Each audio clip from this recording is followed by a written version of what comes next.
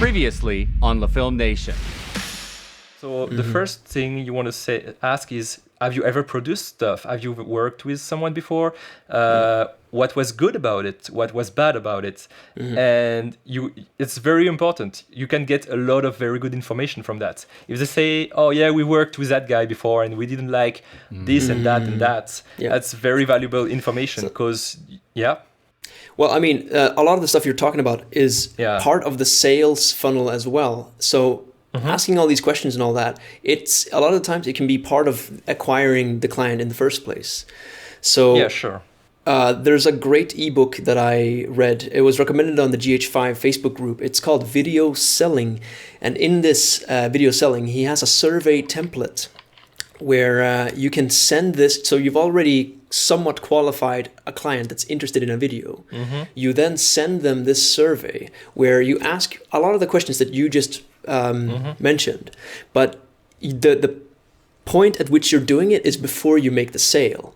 So what you're prospecting is not just how to make the project, but also how to price the project. So that's why I'm going back and sort of cutting you off here, because I think we need to really mention that when you're prospecting, it needs to be done before the sale, because you don't want to get to a point where his expectations is for like something that's way beyond budget, and then you have to break the news to him.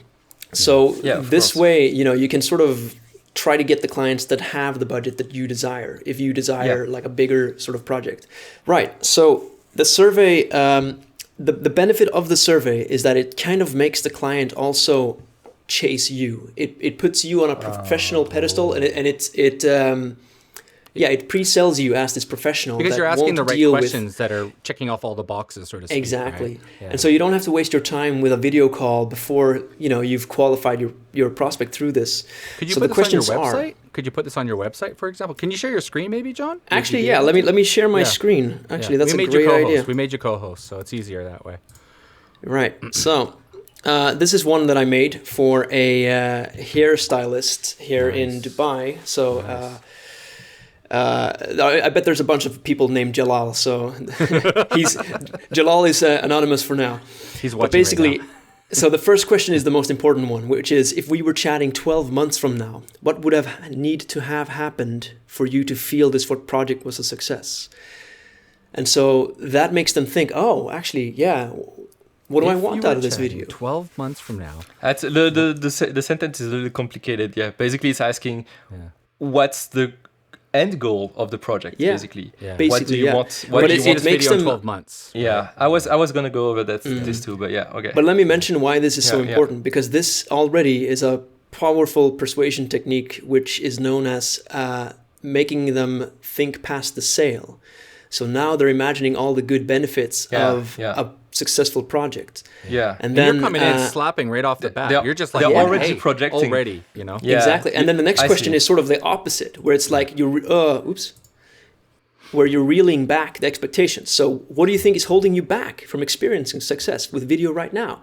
So now they have to sort of reel off a little like, I don't have the right equipment. I haven't found the proper guy to do it yet. All these things that might be holding them back. The next one here is basically yes or no. Have you had experience doing this before? Yeah.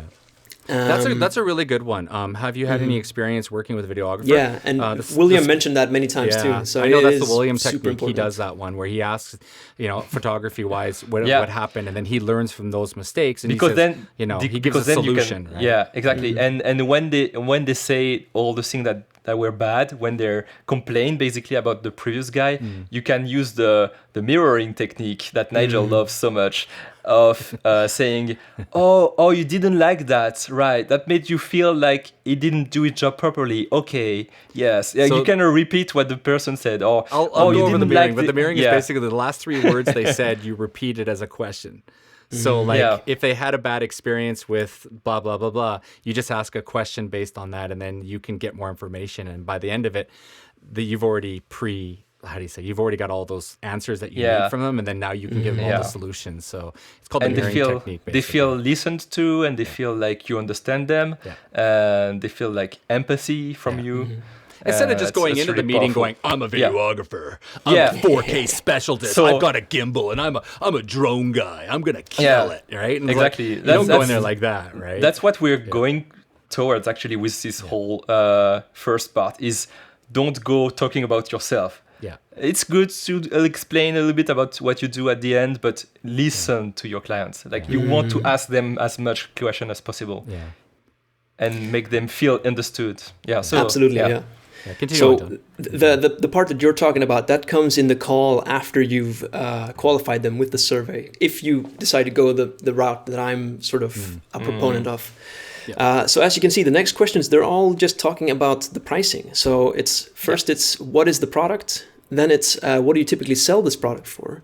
And then how many are you selling each month? And then how much repeat business do you get? And here's more important.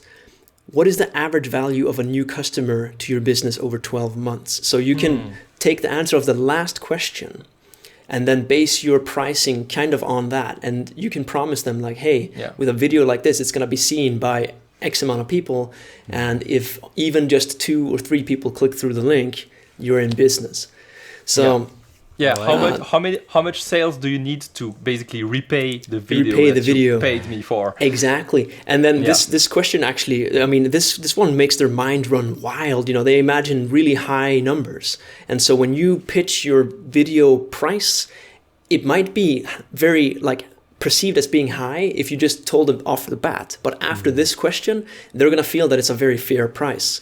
Yeah. So that's at least the point that this video selling ebook was making, and it's totally convinced me, and this questionnaire has worked for me. Where did you get that from? Is there some way our viewers could get something like that, or is that just like your own template, or did you made it yourself, right? I made myself this one here, but it's based off of the template that's offered in the ebook. Okay. So the ebook, I think it's just called Video Selling Techniques, literally, but we'll put a link in the description, I guess. John, those were really good points, man. That was awesome.